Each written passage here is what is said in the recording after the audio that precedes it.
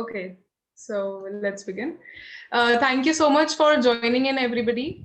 Before beginning with today's session, I would like you all to know that it is assumed that you are giving your consent to share the recording of this session on the social media platforms of Kirodimal College. So, a very good evening to one and all present here. My name is Devyanshi, and I am serving as the General Secretary of ECOSOC, Kirodimal College. We all have gathered here virtually, of course, for an extremely enlightening session by our very own Ms. Prerna Mukharya, founder of Outline India, on the subject Entrepreneurship for Impact, the story of Impact India, presented to you by the Alumni Network of KMC. I officially welcome our precious guest and request Seema ma'am to take over. Good evening, everybody. Sometimes it seems that we never ever realized the power of our young alumni before, as we have been realizing now after the establishment of Kirorimal College Alumni Network. It is this recently formed Kirorimal College Alumni Network which decided to celebrate the Founders Day of KMC for a week rather than a day, and that too virtually. I'm very thankful to Ma'am Vibha Singh Chauhan for giving me continuous support, because without her support, it would not have been possible for me to hold, 13 events in 1 month. I'm very delighted to report on the concluding day of these celebrations that approximately 23 alumni speakers from various institutions like IIM Ahmedabad to IIM Bangalore, from IIM Lucknow to IIM Indore, from Boston to Georgia University, from Singapore Business School to INSEAD France, from Delhi School of Economics to Paris School of Economics, so on and so forth, and reached more than 1,000 students who participated actively in these 13 sessions organized during the month of February 2021. Every session under the umbrella of KMC Alma Connect 2021 event, whether panel discussion or speaker sessions or experience sharing sessions by our alumni had been so well received that we thought of extending these celebrations for a month, and that too by choosing a theme for each week. If celebrating our young alumni achievers was our theme for the first week of February, celebrating diversity and inclusivity became our theme for the second week of Feb, with the onset of spring after a long corona winter. Ethics and compliance were celebrated during the third week. We are closing today month-long celebrations of our Founders Day, Founders Month, by celebrating entrepreneurial spirit of our young alumna, Ms. Prerna Mukharya, who dived into entrepreneurship with Outline India, a research and consultancy firm. Her firm focuses on making a social impact through data collections. Her work has been enabling social change as Outline seeks to build solutions that can have a lasting impact on millions of people. I would like to cite an example of how our alumna and today's speaker, who happens to be a TEDx speaker too, has been becoming the society's change agent. Currently, her firm has been piloting the usage of UAVs, that is drones, for social access research.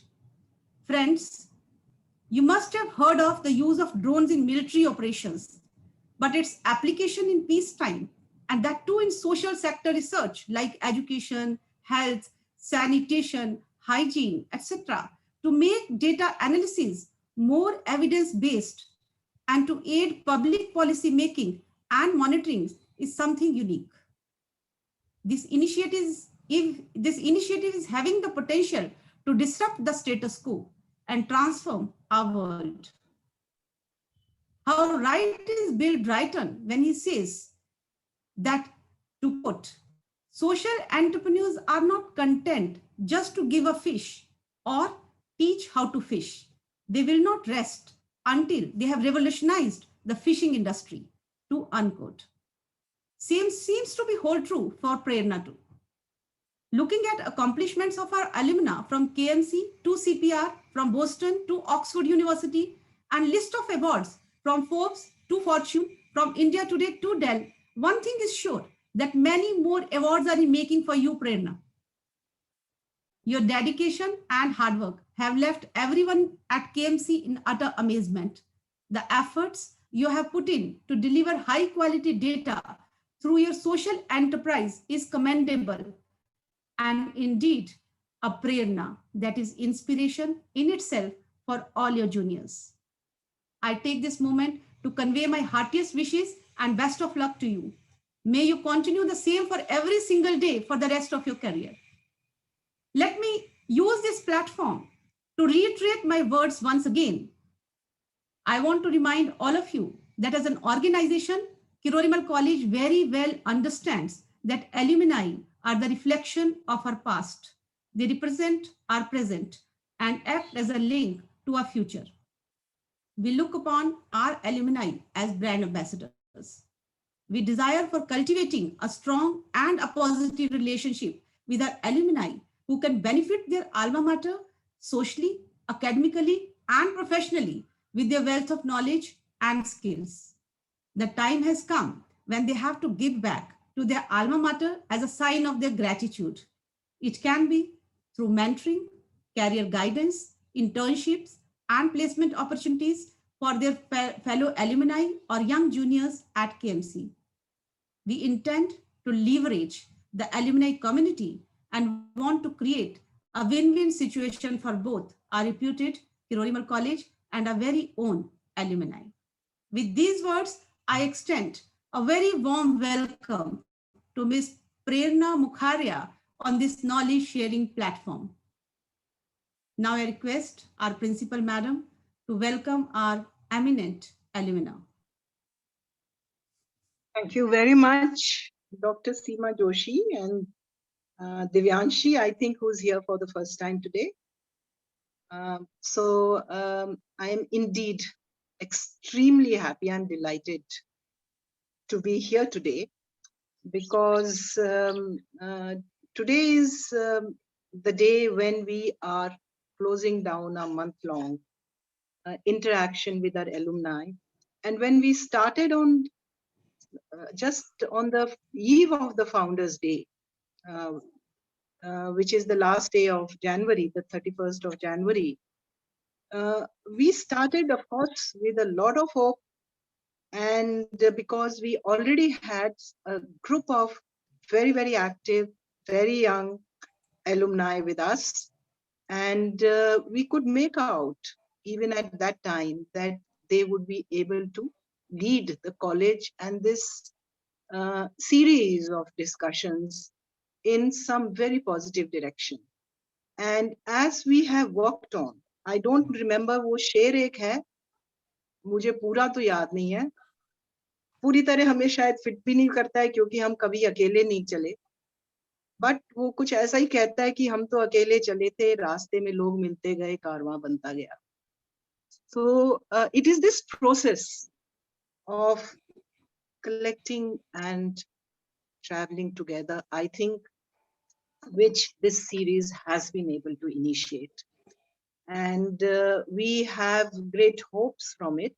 We are going to handle the paper-related technical and all the official requirements that are needed for this to move ahead. So we are going to, at college level, take care of this. But the group, the activity, it has to move on shoulders of the alumni. The backbone right now is Dr. Joshi. She will continue to be there.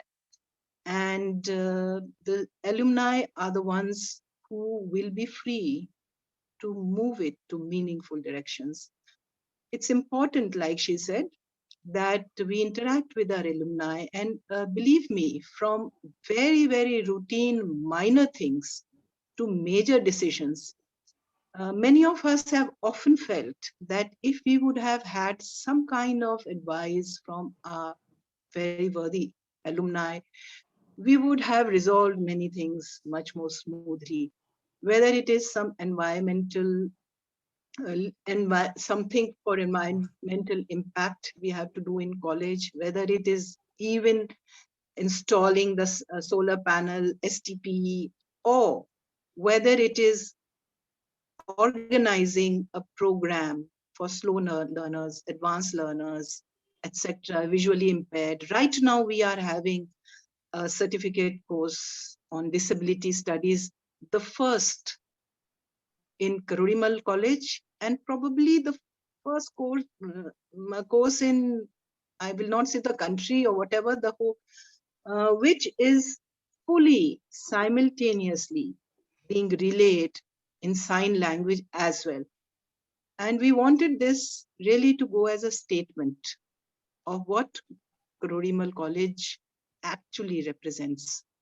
Dr. Joshi has already mentioned about inclusivity. So we want to be inclusive and we want to move ahead. It is because of this that we are really, really happy to, and I'm personally and on behalf of the college, I feel extremely delighted to welcome Prerna Mukharia to this program of KMC Alma Connect. And she is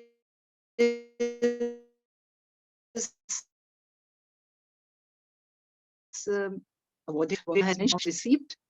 And what is really being honored is the deep as well as the wide influence that her work has had in community, in society as a whole.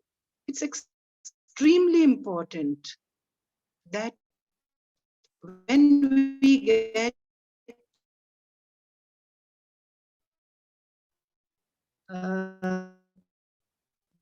we are among we are in general enrollment ratio in higher education in India is still small, and we are amongst the lucky few. And it is good. We have to work for our own progress, individual, but if it gets connected with society and community on the whole, well, I think it adds that much more meaning to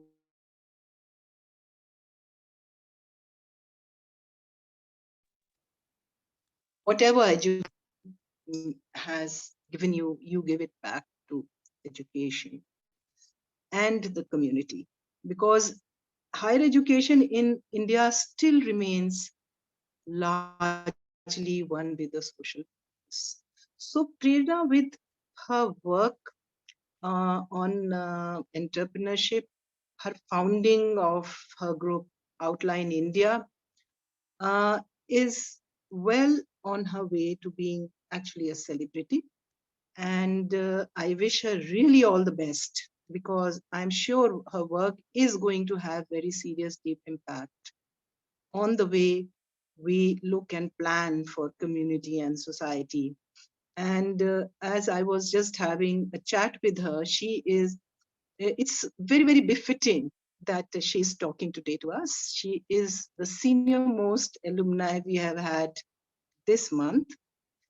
And she was with us from 2004 to 2000.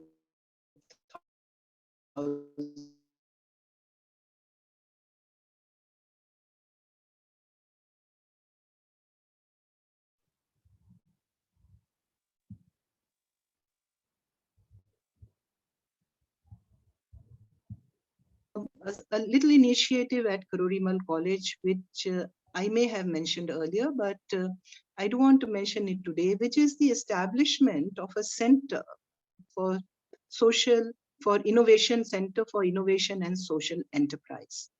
And the center has organized several workshops. We have had MOUs with the PhD chamber, with some of our other very, very well-known entrepreneurs in the country and outside the country. And we are very soon planning to have a mentee mentorship program in the region, in this area itself. And so from that perspective also, I think Prerna probably would be a very, very suitable person, and I look forward to hearing her. So thank you again, Prerna, for being here, and all the best. I thank you, ma'am, on behalf of all of us present here to have graced the occasion and officially welcome our proud alumna. Your words were extremely kind. Taking the meet forward, I must now introduce our elevated guest. Ms. Prerna Mukherjee is the founder of Outline India, a not-for-profit social enterprise that works to create social impact through data and has worked over 26 states, over 10,000 villages, interviewing over 5 million stakeholders across India, Nepal, and soon commencing work in Bangladesh. In 2019, Ms. Mukherjee launched Track Your Metrics, an easy to use tech tool that simplifies the process of impact measurement and enables organizations to show proof of work and raise funds. The tool has been a winner at the Dell Startups Challenge at Startup Oasis and the Alchemist Accelerator at Stanford. Prerna featured on Fortune magazine's 40 under 40 list for her work with ground level data in 2017 and again in 2018. She was featured amongst the top 25 businesswomen in India by Forbes magazine in their annual issue featuring women leaders running profitable companies in 2018. She was also among the top 40 women changemakers in the 2018 annual list released by India Today and as on the most powerful businesswomen in India list in 2019. Prerna is a Chevening Fellow at Oxford University and holds an MA in economics from Boston University. It's an honor and a once in a lifetime opportunity to hear from you, Prerna. I welcome you to this virtual platform of exchanging knowledge. With this, I now formally ask you to begin with your session. All right. Thank you so much for that nice introduction, Divyanshi. Too long an introduction, but thank you. First of all, a big namaste to Seema ma'am and to Vibha ma'am, and for including me in this concluding session, for entrepreneurship for Kirorimal. So everybody just, I was at KMC from 2004 to 2007. I studied economics. And maybe this is something you will not realize as you're still students, but I want you to know that once you graduate, the feeling you get about your own college, it is so warm. And if any time I get a LinkedIn ad from somebody at KMC, I am so excited. I want to know what they're doing. If I get interns from KMC, or if anybody who's been to KMC, I want to ask them what's happening in college, what has changed, how the canteen is, what's who's new in economics, are the professors still there? So the bond that you make in college, the friends you make in college, that is so unadulterated, that is so warm, and these friendships stay with you for a long time. So I would urge all of you to make friends and to remember that you should stay in touch with these friends, because right now it's not about who's doing well and who's not doing well financially and how somebody looks. It's all about real friendships. It's about the emotions. It's about being in the same college that ties you in, and those are the things that actually go with you all the way as you grow up. In fact, there's a KMC alum, a friend who's a very senior economist at the World Bank, and now he's become a close friend, and he and I go play badminton once in a while. And these are friendships that have survived over a decade. So it is for the sheer reason of being friends that these friendships have survived, and not because of practicality or because I expect something from those friendships. So remember that. To quickly, also, I want to congratulate KMC on getting this new center. It is such a matter of pride, and I'm so happy to hear about everything that's happening at the college. And Seema ma'am, Vibha ma'am, if there's anything I can ever do to contribute in my own way, a little way, please think of me. I'll do whatever little I can. So guys, I want to take the next couple of minutes. I want this to be a very free flowing conversation.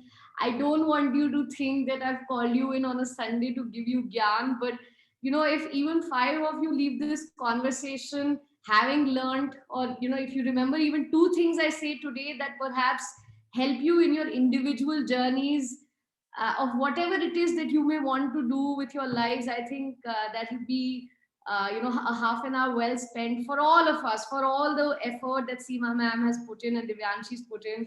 It'll be time well spent if I can even impact maybe a few of you. um, and so, guys, I'll dial back a little bit, and I'm going to talk about very real stuff. I think entrepreneurship these days, we use it too commonly. I think everybody uses it, and I think sometimes we dilute the meaning of it. um, a guy running a samosa shop can also be called an entrepreneur. Somebody at the street light selling you balloons can also be an entrepreneur. So number one, everybody's struggle and everybody's journey is very unique to them. It doesn't mean mine is better or his is worse. It just means all of us are very different in the journeys we take, and the problems we think are worthy of solving. The second thing I always like to tell people is that don't assume you know the other person's battles or you know the other person's backgrounds. Typically, we're all inclined as human beings to assume that acha, this person must definitely have contacts in the government, this person's parent is a professor so they'll get the notes, this person comes from a rich family so their business will do well. Trust me, we all come with our own assumptions. Trust me, we all come with our own battles. And all these examples I've taken are real life examples. And I have friends who come from fairly wealthy backgrounds, but their businesses have failed in some cases. I have friends whose parents are professors, but they didn't crack the entrance exams that they were expected to crack. Um, you know, my father worked in Andhra Bank most of his life. I'm a first generation entrepreneur, and nobody in my family even expected me to do the things that I decided to do. And initially my family didn't quite understand why I was taking these risks. And I started off in 2012, and in 2012, guys, it was not as fancy to have a startup, and especially have a startup in the social sector was absolutely unheard of, right? So one of the few things that everybody would come and say to me is, Prerna, how are you creating impact if you are for profit? So I'm not a not profit, Divyanshi, I'm actually a for profit. So I've made a business out of trying to change lives, and everybody thought that this is so dichotomous. How can you affect lives if you are actually making money off it? And my viewpoint on this was very different, right? I thought that if I want good people, if I want to stay non-partisan, by non-partisan I mean if I want to stay unbiased, then I need the best resource, best people, etc., etc. And that means having good incentives in place. And that means I need to charge a certain fee for the businesses I'm going to run. So it was a very conscious decision at my end, guys, to set up Outline as a for-profit business. The second thing that I get asked out all the time is, Prerna, how did Outline India happen?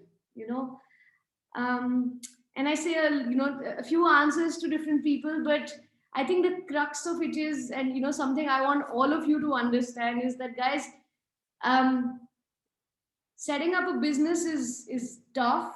It's very difficult, and I think we don't talk often enough about how difficult it is.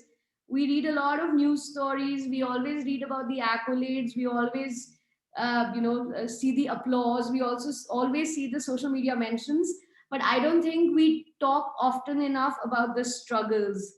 And these struggles are always can get fairly lonely. They can be fairly prolonged, and the things that tide you through these lonely times are basically the reasons behind why you set up the business in the first place. I'll take a very specific example. 2020 has been incredibly tough for a business such as ours. We do field data collection, and for the first 6 months of 2020 we could not do field data collection. And I have a team of full-time people, and I have a big team of part-time people, about 100 people, and we had no work for them for about 6 months. And these are people from relatively lower socioeconomic backgrounds, And, they came to me and they said, Madam, aap kaam laiye, it doesn't matter how, why, we don't care. We just want work, right?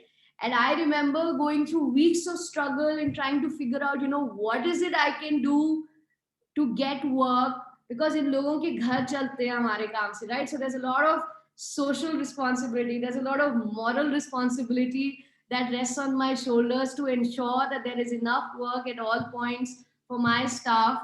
And so, it was a period of learning. Even in 2020, 8 years after I set up, I think this is one of the perks of running your own company, that it's expedited learning, it's ruthless learning, it's amazingly challenging, but I think running your own company can teach you things that maybe not a lot of other things can. I think I'm an economics graduate, but I think now, together with my lawyer, I have a very good understanding of what a lot of legal contracts look like. I do a lot of my accounting on my own with the help of my CA and everything, but that's again a skill I've learned over the last few years. I've learned so much about hiring and human behavior and who to hire, who to not hire, how to check performances, what matters when somebody joins a team. And there are so many things out there that you learn on the job. I was a young girl of 26 when I set up, and I didn't know how to hire people older than me, younger than me, interns, full-time, part-time. And I think the biggest learning for me in the last 8 years has been to understand what makes human beings tick. In fact, my thinking is that if you, or if any business person or any entrepreneur or any scientist, if you can figure out what makes human beings react the way they do, if we can figure out what can inspire your team members, if you can figure out what makes your team members stick, then I really think there's magic you can make. I think you can change the world. I think you can do such an amazing job if you start understanding what people want, what people need, and what stimulus people react to. And that's something that I have worked on constantly through books, through conversations, through talking to professors, clients, being part of such talks, conferences. And it's a constant, the learning is constant. I'm a fairly I won't say an introvert, but I like to keep to myself. But again, work has taught me to get out and get business and make conversations and network, and that is so different from who I am in my private life, right?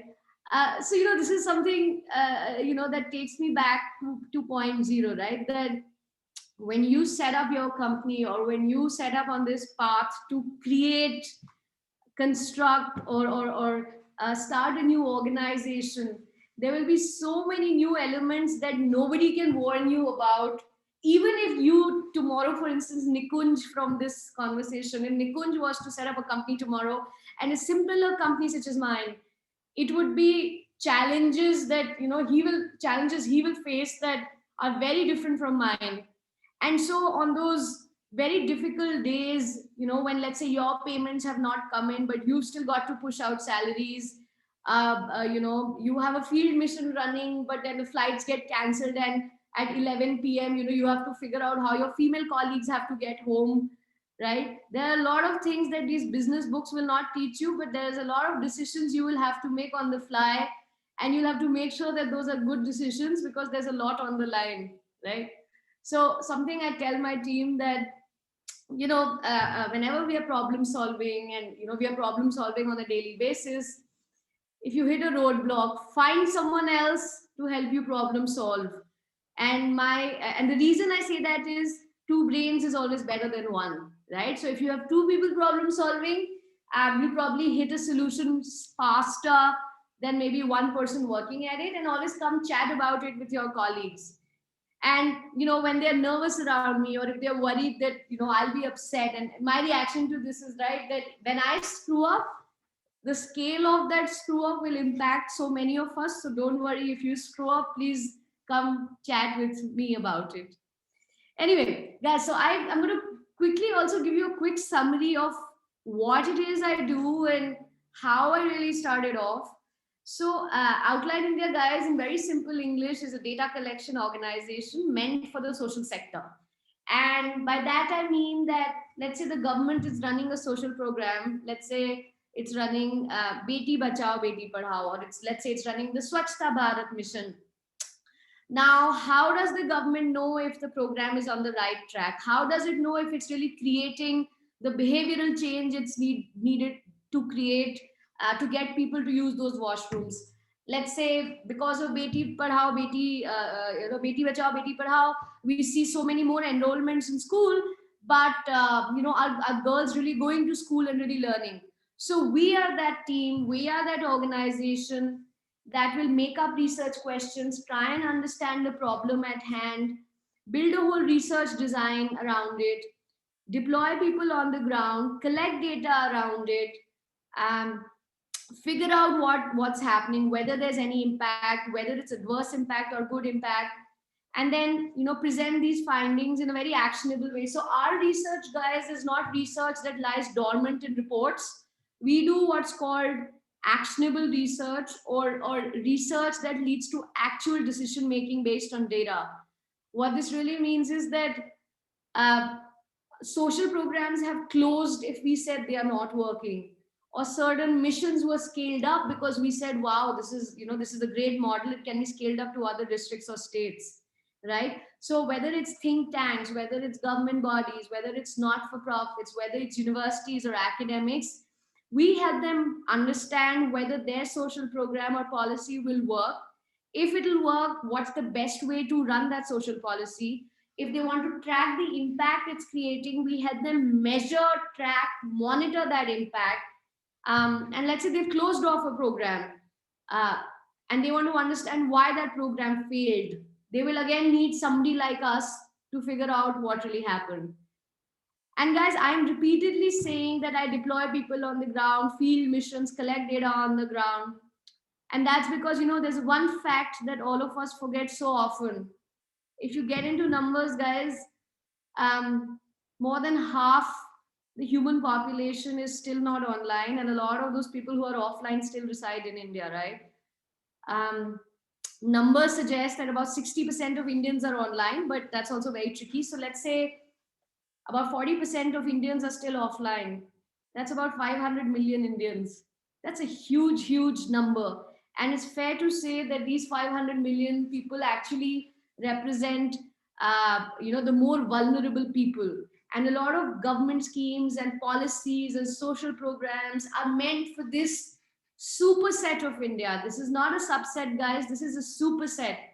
And how does one reach out to this superset of people, a majority of whom reside in tier 3, tier 4, tier 5 places, in villages? There is one way and one way alone, to take trains, planes, shared autos, common means of transport, and walk, swim, knock at their doors, ask them how they are doing, and collect that data. And that's what Outline India does. And we've been doing it for about 8.5 years. We work in India and Nepal right now. We've been doing some small pieces of research in Indonesia, Philippines, and the US as well. We're trying to expand to Bangladesh. And it's been, a crazy, amazing journey. And I think 8.5 years, still into it, it still brings a smile to my face when I talk about, what I've been up to. And, no, it's not been easy. And, again, when people ask me, Prerna, guys, I've been a single founder. So I set up on my own. I started with zero money. I've bootstrapped, and I've again, just to put things into perspective, we make a few CR a year, and no, it didn't happen overnight. It's taken a while, and it's still strugglesome, but it is such a good feeling to go to bed at night knowing that I've been able to create something amazing with the help of my team. And this amazing piece of work that we've been able to create has changed lives in so many ways. We've worked on Swachh Bharat mission in 13 states. We helped the government of India understand why India's health insurance scheme failed, so RSBY. We've done so much work. We've done some work with the World Bank in Bihar on their nutrition Jivika scheme. We've done some very interesting work for Oxford. We've done a lot of interesting work for the University of Chicago. I'm just about to start some work for Boston University and for ISB and IIM. And a lot of these programs are multi-year, multi-state, and I've traveled to, the craziest of places in India. I've done, I went to Sikkim a couple of years ago, which is India's first organic state, and it's gorgeous, and to parts which I thought I'd never get to go. I keep going to Bihar and Jharkhand, and there's this one thing that you will realize, right? That in a lot of these rural, remote parts, people are so nice, unlike maybe in an urban city where we have so much going on and there's so much mistrust. If you knock at their door, unke ghar mein kuch nahi hoga, they'll probably have one mattress and a sindoor ki dibbi and one tin can and maybe two chairs. But if you come into their household, they will find a way to give you a nice cup of tea. They'll borrow milk from next door. They will make it extra sweet because they want to show you they love you. So that's their way of expressing respect, and they are very happy to have us because we're asking them these questions about what's happening with your life, whether it's about agriculture, whether it's about gender, whether it's about their girl child going to school. And for different reasons, these people always come and ask me, or they always think that our work is going to bring change to their village or their community for the better. So whether it's about electrification, or whether it's about a new school, or whether it's about more teachers coming to these villages, that's the kind of work Outline India does. We problem solve for sustainability teams, CSR teams. We help them figure out कि relief पहुंचा है या नहीं. In 2020, because of all the disruption, we've been working on migrant labor displacement. So everybody who had to leave cities and go move back. So what are the new means of livelihoods for them? Or if a lot of kids had to stay home because of COVID-19, were they actually consuming content on phones at home, if there were phones at home, and how have learning outcomes suffered, right? So all our work, guys, is very real life. It's very actionable. It's not koi report jo koi padhega jisse kuch hoga. No, it's not like that. A lot of our work actually impacts the lives of children, women, kids, health, education, and to be able to make a contribution in this regard is such an amazing feeling. I think it was really in the context of this that I started thinking about 2 years ago that we're doing good work in impact measurement, but is there a way for us to scale it up? And then I started thinking, acha, agar scale karna hai, to technology is a good answer. And then we started thinking, acha, but again, scale karna hai, that means it has to be super cheap. So we started thinking, what is the way of impact measurement and data collection while bringing down unit cost to near zero while scaling it up? And that's how our tech product Trachiometrics happened, right? Again, I didn't launch Trachiometrics because there was an investor knocking at my door. I didn't launch Trachiometrics because I thought, okay, I'm going to be on another list next year, right? That was not the reason for me doing all of this. And again, social media mentions, etc., make us very happy momentarily, but I think we don't talk often enough about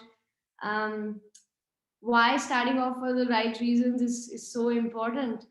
And for Trachiometrics, I think there's a long way to go. We've been able to get it to a certain point, but I have very high hopes about the scale it can achieve, at least in the developing country context, in terms of impact measurement. I'm going to maybe now try and answer, why I started, guys.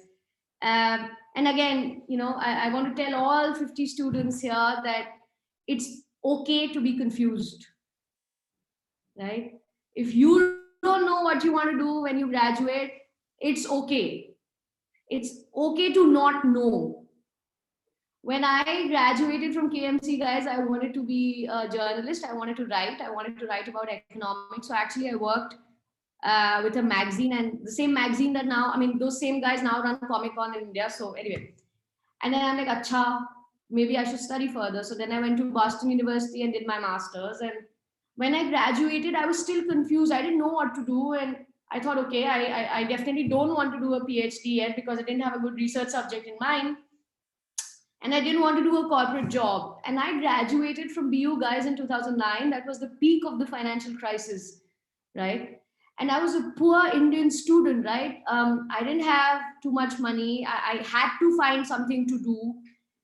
And I also wanted to do something, that actually made me happy. And so I wrote to a lot of professors, and I wrote to them that, listen, I just want to work with you. I want to learn about the subject. I have theoretical knowledge. I have a BA, I have an MA in economics, but I don't know ki economics se karte kya hai. How do you use it?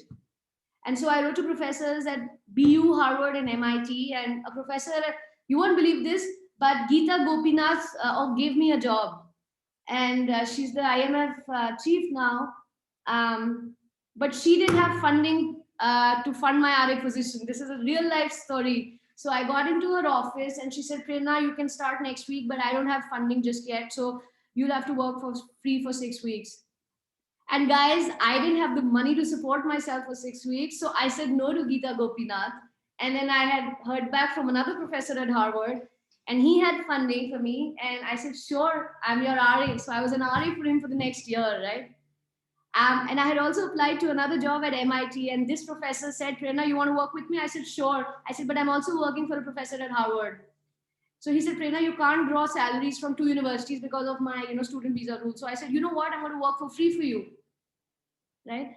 Guys, I was a young student. Like I said, I didn't have a lot of money, but I think I had the willingness to learn. I was fairly confused about what I wanted. But just look at the series of events. I didn't really want a PhD. I didn't want a corporate job. I got a corporate job, but they told me I didn't really get the corporate job, but they didn't have visas at that point. Then, Geeta Gopinath offers me an RA position, but she can't pay me. Then something else happens, right? And, when I look back, I remember how depressed I was at different points. I'm like, oh my God, my life is over. When you're young, you tend to be so dramatic about everything. And I was like, oh my God, ab kya karenge? But then, I was the only student, and I was not the best economic student, guys. I was not. If you dig up my records at KMC also, you'll find I was not the best student. I was a hardworking student, but not the best student. But, I was the only student in my MA economics batch at Boston University to get placed with, 2 of the best schools on the planet in Boston, at both Harvard and MIT. And I think, now I don't even like to bring up those RA positions because I'm very proud of my other alma mater, which is BU. I'm not from Harvard, I'm not from MIT, but I remember that initially when I set up, those names helped me get my foot in the door. When I told somebody I was an RA at these Ivy Leagues, they wanted to listen to me, right? So, this is something again that I think I read in a book that, the universe loves a good hustle, right? And by that, I mean that, there are these energies in the universe that respond well when you are well intentioned, when you are focused, and when you're humble enough to know that, listen, this may not work out, but I've got to go on, right? So the universe can really respect a good hustle. And I think that's what's kind of kept me going, kept me inspired. I think still it continues to inspire me to dream big and, to think in a certain way. I think I also maybe briefly want to touch upon some of the negatives or some of the sacrifices. Guys, when I set up initially, like I said, I had no money, and I remember I would not go inside the Zara store for the first year because I thought, oh my God, this costs 1,600 rupees. I don't have that on a skirt. I might as well, use this money for something at work, right? I was taking metros everywhere and I didn't want to drive, and I thought, la la la. So I think it was not so much about financial constraint. It was very self-imposed about what I can afford and not. But I think, and then I remember this very specific instance. I used to work out of a coffee shop initially because I couldn't afford an office, and I was on TV because I was covered by Z something. And this coffee guy comes to me and says, "Ma'am, I saw you on TV. If you're on TV, why are you working in a coffee shop? Why aren't you working in your own office?" And it was so funny because I told him, "Listen, I've just about set up. My company is just about beginning to pick up, and I'll get an office very soon, right?" So, again, takes me, and these are all memories that I now look back on so fondly, because maybe if I had not gone through these struggles, I wouldn't be able to appreciate what we've been able to create with the support of my team in such a big way, right? Um, I think initially, guys, I was working long hours. I didn't have too much time for my friends. I skipped so many weddings, family weddings, friends' weddings. I just, even if I had the time, maybe I wasn't in the brain space. So the initial years can be tricky and tough. And I think it's taken me about 4 or 5 years now to get to a place where I'm like, now for the next 7 months, salary sorted, work is sorted, revenue sorted. And you also learn how to problem solve better. But I think the other learning is that as you grow as a business, the scale of your challenges also grows, right? For instance, last week we had a bit of a crisis. One of our consultants in a country backed out, and then we had to problem solve and spend more money and just get things done, right?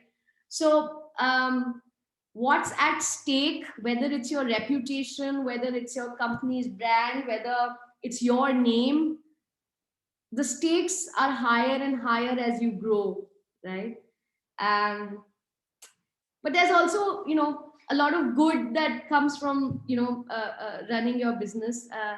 Like I said, right, I feel so fortunate to have, been invited to this event. People think that what we're doing is so good, it creates value. But I think above all, if somebody asked me, Prerna, if you were to go back and change what you did in your mid to late 20s and early 30s, I don't think I would. I think it's been such a rewarding, amazing experience from all angles, right? And I'm not even talking about the financial angle. I think it's just rewarding. The idea of being able to create something from zero that's adding value at so many different fronts is amazing. I think I'm going to now maybe end this with a very short poem that, so, the other thing I've realized is when I'm surrounded by whiteboards. You can't see it, but this specific room has 4 whiteboards, guys. And I like to write down ideas. I have 3 to 4 notebooks with me. One is my daily to-dos, one is my ideas notebook, one is for my tech notebook, and one is where I sketch and draw. And I think that, surrounding yourself with ideas and things you want to focus on can really help you. So, have friends that bring positivity, that, that are focused. Surround yourself with people smarter than you. Learning from osmosis is an amazing thing, right? That you learn simply by being in the mere presence of somebody who's amazing, and they can be amazing for different reasons, right? So learning from osmosis, guys, never forget that. Okay, I'm going to end with this really fun, inspirational poem. I don't agree with it on all counts, but it's inspirational. So, and it's in Hindi, and I think that's amazing. So listen to me. Okay. तू अपनी कामयाबियां ढूंढ, कमियां निकालने के लिए लोग है ना. अगर रखना है कदम तो आगे रख, पीछे खींचने के लिए लोग है ना. सपने देखने ही हैं तो ऊंचे देख, नीचा दिखाने के लिए लोग है ना. अपने अंदर जुनून की चिंगारी भड़का, जलने के लिए लोग हैं ना. भरोसा रखना है तो खुद पे रख, शक करने के लिए लोग हैं ना. तू बस सवार ले खुद को, आईना दिखाने के लिए लोग हैं ना. तू कुछ करके दिखा दुनिया को, तालियां बजाने के लिए लोग हैं ना. Right? So on that note, guys, thank you so much. Over to you, Divyankshi.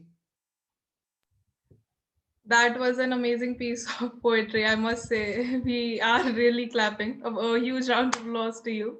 I have a question, and I guess people here would have too.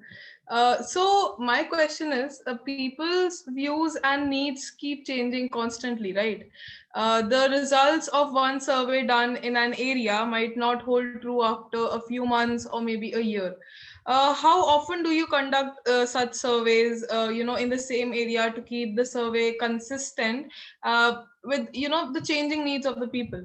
Sure. So, Divyanshi, good question, but there's a bunch of different types of survey bodies and survey properties. So, for instance, the government will do a census every few years. It's a very expensive exercise, but let's say for healthcare, it will do NFHS, DLHS every couple of years to update data or update records, just like you said.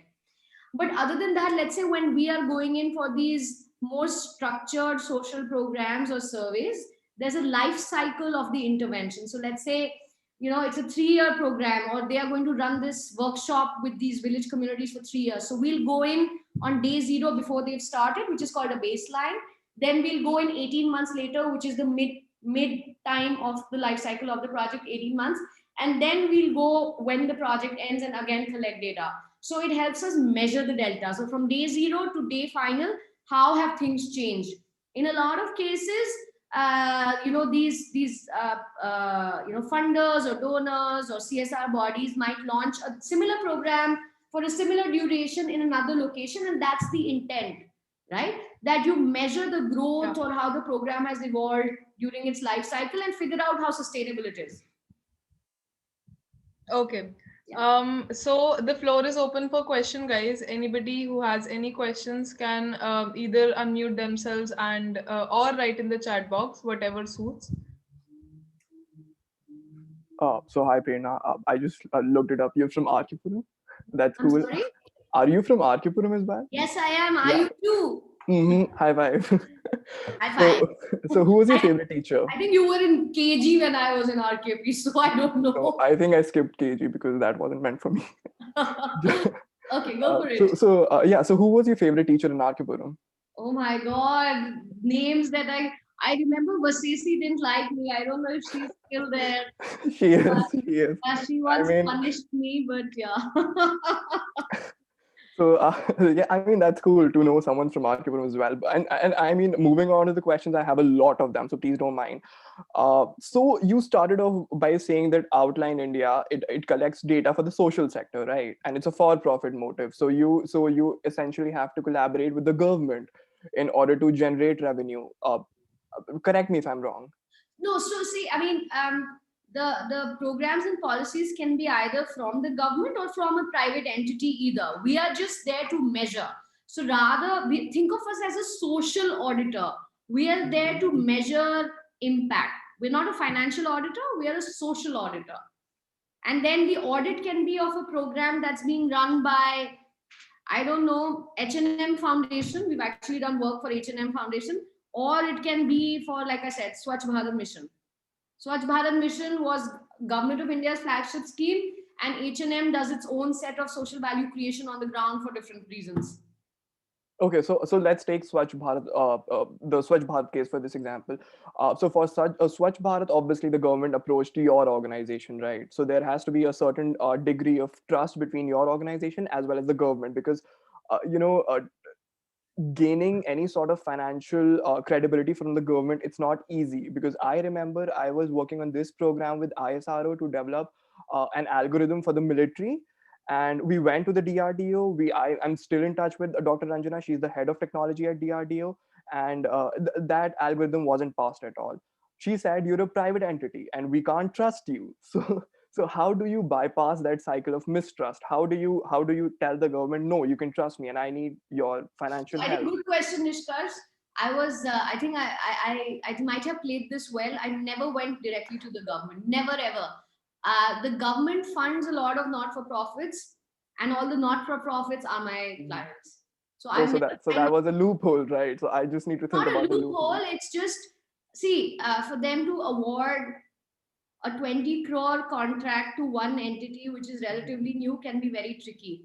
It's relatively easier for a not-for-profit to award a program or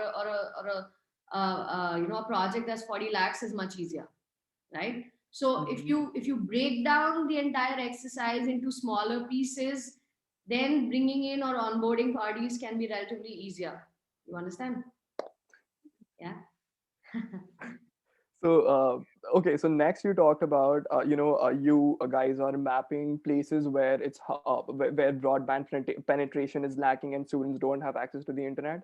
So it's a very open-ended question. How do you propose in a country like India where 500 million people don't have food to eat and they go, hungry for days? How do you propose we solve problems like, broadband penetration and giving access to education to places which are very third world on the spectrum? So, Nishkash, I mean, you can never look at developmental problems in isolation. You can never say, Acha, this person doesn't have anything to eat. There's a lot of forces at play here, right? Um, and I think that education and health are the pillars of problem solving in any developing country. And if somebody really pushed me and said, Prerna, if you could only pick one thing to problem solve, what would you focus all your energy and funding on? And I would focus all our energy and funding on educating women, right? And it's a very simple chain reaction, right? You educate the woman, she educates her kids. Positive externalities. This is a concept you learn in KMC. Positive externalities. So if the kid is mother's educated, she knows what to feed the child, she knows how to take care of the child. Health indicators improve, education indicators improve, gender wise things improve, skilling improves, they can find better jobs, their standard of living rises. So like I said, all these problems, it's like a nice confusing thing, but if you were to really take the pieces apart, health and education can really help us attack the epicenter of the problem. And I think we've come a long way in the last couple of years, right? Yeah, sure. I mean, I'm a definitely, very it's glass very half full impressive. kind of person. I mean, these are changes even I've seen in the last 8 years, right? People are beginning to, people are having fewer kids now. Age for marriage is going up a little bit, It has gone up a little. right? So not all is lost. A lot of these interventions are helping, right? Sanitation is such a mainstream thing to discuss these Oh, I days. was literally going to bring that point up, the Early sanitation never point. was, right? So, always remember, India is an ocean, right? So anytime you go out there and do something, वो आपको दिखेगा ही नहीं बहुत सालों तक, because we're so massive, right? So our points of comparison cannot be other countries. We have a very unique story. We're not a very old country. We're a 70, 74-year-old country, right? So let's be cognizant of what our growth trajectory has been. I mean, our per capita income is so bad, right? So when we sit at tables for climate change for other countries, to expect of India to agree to a lot of these terms is unfair, right? So again, never, don't look at a problem in isolation is my response. I mean, I couldn't agree more honestly, and it's not just to say the fact. I mean, you literally brought up 3 points which I tend to focus and read about a lot, and you were actually very spot on. So it's really exciting for me to connect with someone like that. Thank you. So next was about the social media thing. I mean, there's a lot of students here, and what advice would you give to students who are in college and they're spending a lot of time on social media? It's a shot at every student in this Zoom call. Oh God, even I spend a fair amount of time on social media, but I've never used Twitter. I don't use Instagram. I just joined Instagram during the lockdown because I was bored otherwise. But I use LinkedIn, and I LinkedIn purely for work. I use Facebook for some news and for killing time. I think, guys, meet people. Meeting is so much better than Facebook and Instagram. Restrict the amount of time. I think all phones allow you a specific, like, I mean, an alarm can go off, so you can restrict the time you spend on these apps. But build bonds, meet people. Nothing like knowing, what your seniors are doing, what somebody in another department is doing. Go for college fest. DU is such an amazing place, right? That's all. I mean, I know this was a tricky year, but hopefully as and when things open up, learn from others, attend different things. Yeah, I mean, thanks for that, because there's a lot of people in this call who say ki Nishkarsh, Instagram join kar lo, because I'm not still on Instagram, right? So I think that'll take the pressure off of them. So thank you for that. And next, okay, so one last question about the thing where you said it's okay to be confused, but so when you were driving your business, right, and when you were accelerating it, were you confused during those times as well, or was it only career related confusion? Because I when you're feel making tactical decisions, you so if I have to choose a path for my business, I really can't be confused at that point, or I mean, am I allowed to be confused at that point? See, I mean, I think we all learn to deal with our confusions better. We all learn to problem solve better. But I don't think anybody, whether it's your mom, whether it's your teacher, whether it's me, I think we all have internal battles and struggles for different things, different reasons, right? And I think just with age and when you've learned, when you've dealt with 100 problems, you become better at dealing with the 101st problem. And because you carry this body of experience, you also know how to problem solve. I think, yeah, So I think that's building resilience through experiences, right? perhaps. Yeah. Yeah, I mean, that concludes all my questions. I'm just going to leave the floor for other people so that they can ask otherwise. Thank you, Mr. Welcome. okay, so I don't see any questions in the chat I box. want to ask a question. Yeah. Hello, ma'am. So, what is the advice that you would give to people who are like planning to start their new company? Like a new idea has come up in mind, and for them. Okay, I have an answer to this. Talk to other people who've done similar stuff. Where let's say you want to open a library, or let's say you want to do something, with plants. Talk to anybody who's done a similar business with plants, online, offline, somebody running a nursery. Try and get all the data, or just talk to people who've done similar things. I mean, they will tell you things that you will not find online.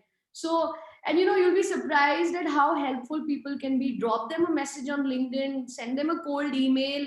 If it's genuine, people respond. I mean, I receive, I'm still relatively inexperienced in the bigger scheme of things, but I receive a lot of messages on LinkedIn every day, and I do try and reply to a few. My point is that, if it's a legit question, and if you've actually put in time in trying to frame that message or email, you'd be surprised at how nice people are. People want to help other people. So find others and try and get a head start based on their experience, is my suggestion. Also, ma'am, in the very starting, you mentioned regarding internships that interns from KMC. So, what if like any one of us who is like planning and want to work under you as an intern in your under your company? So, how can they In like the connect chat with box, I've just punched in a mail address. You can write into that mail address. But we don't take interns for anything lesser than 3 months, because anything lesser than 3-4 months is not a good enough time, right? We can't train you that soon. And also, when you're an intern, be ready to do grunge work, right? So on day one, you Fine, can't ma'am. say कि मुझे तो सिर्फ data analyze करना है या report करनी है. We'll give you a lot of grunge work, which is not fun. So you have to be prepared for that. For sure, ma'am. Okay. Thank you, ma'am. Thank you, Imanshi.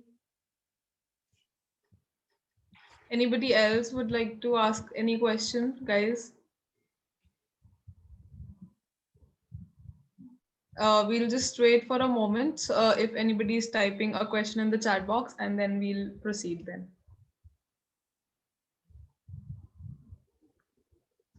Seema ma'am, is college opening anytime soon? We don't think so. No. With the recent resurgence of COVID-19 cases, earlier we were thinking that maybe by mid-February, circular was also in place. But we don't know now. Because we are not prepared, if we look at the strength of our students in a college, it's approximately 5,000. So if we want to follow the SOPs, we won't be able to do that. It's possible. So we thought that, we will allow students from science stream to go for practicals or come in shifts.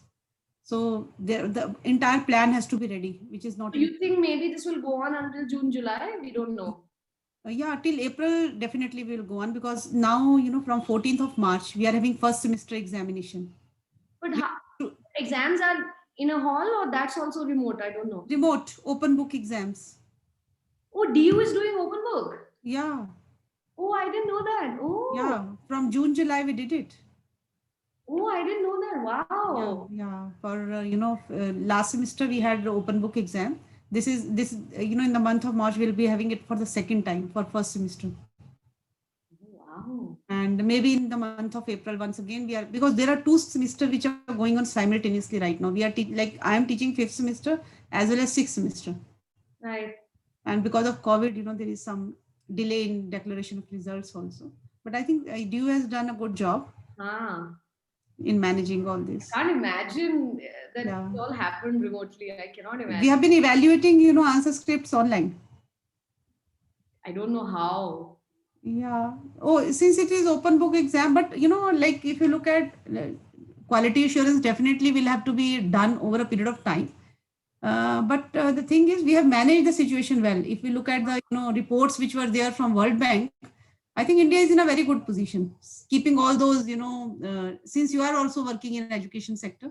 We do a lot of work in education. Yeah, we've done a fair amount of work for World Bank and ADB in the last 6 months for education and skills. Education. And I am also, I have also written on social sector. In fact, one of my articles appeared in EPW in 2006 on social sector. Nice. Oh, nice. Yeah. So I made use of secondary data, and like I was reading more about you and your, this firm. Then I came to know that, like, since you discussed with the student social audit also, which is so important.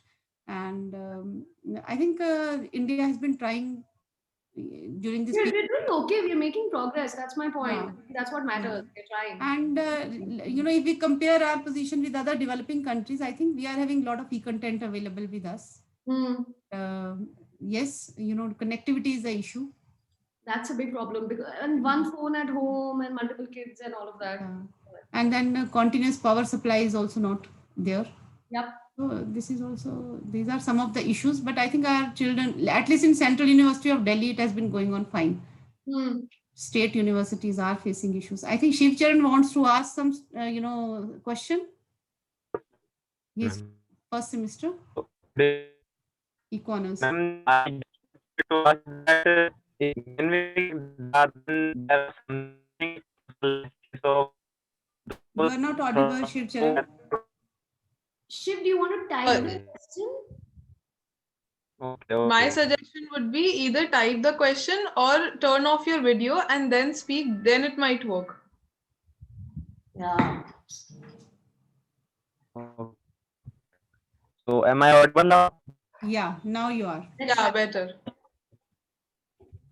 My question is like we collect data and the personal biases of the person from whom we are collecting the data, then he may be biased or regarding the data and information we want to collect. So how do you manage all these, like whatever you are collecting is right, feasible or not? Okay, so Shiv, I think I heard a part of your question, that when somebody's collecting data, how do they avoid personal biases? That's the part I heard. So I'll try and respond to that. Yes. Yeah. So there's we do very intense field training exercises wherein field staff is taught not to dismiss somebody's response, even if it's very, very wrong. So we were doing some study on domestic violence wherein we found men saying that it's okay to beat someone. And so the field staff is trained not to react to something like that, right? Or let's say we are doing something on gender where someone says, you should feed the boy and not feed the girl. So there's a lot of research that goes into creating the surveys or in the designs or in the data collection exercise that we execute. And we also do something that's called cognitive testing or piloting before the studies put into full force, which basically cognitive testing se matlab cognition. So you test whether the other side is understanding the question in the right way. And by pilot testing, we mean that we're testing it out as if for the main study to ensure that, there's no bias creeping in. We don't have leading questions, right? These are all research techniques we deploy to ensure that we can minimize subjectivity to the extent possible. Shiv, good question. Okay, so after that you means collect data and then publish it. or hand it over to the government? I mean, we give it to our partners. A lot of time, most times we cannot publish because it's proprietary data. Because evaluation data Yeah. makes someone looks good or looks bad, right? So Yeah. 90+%, 95% of the times we can't publish anything. Okay. Thank you. Thank you, Shiv. I guess that was our last question. Yep. Thank you, Divyanshi. Okay, so as all good things come to an end, so has the seminar. I would like to propose a vote of thanks on the behalf of our institution, that is Kirorimal College. I would like to thank everybody who has directly or indirectly been in this seminar, contributed for this seminar, that is Entrepreneurship for Impact, the story of Impact India. On the outset, I thank our chief guest and resource person, Ms. Prerna Mukharya, a proud alumna of our historical institution. We are really enlightened with your knowledge and presence. We are thankful to our honorable side supporting pillar, Dr. Seema Joshi ma'am. Furthermore, I would like to thank our principal for her enthusiastic support, Professor Vibha Singh Chauhan ma'am, who has been a constant support and guiding pathway in our lives to achieve and go out for the best of the best. A special thanks to the organizing committee, teachers, and non-teaching staff for their unflinching support and coordination. Our heartfelt thanks to our students for this active participation and for being this wonderful audience. Thank you so much, everybody.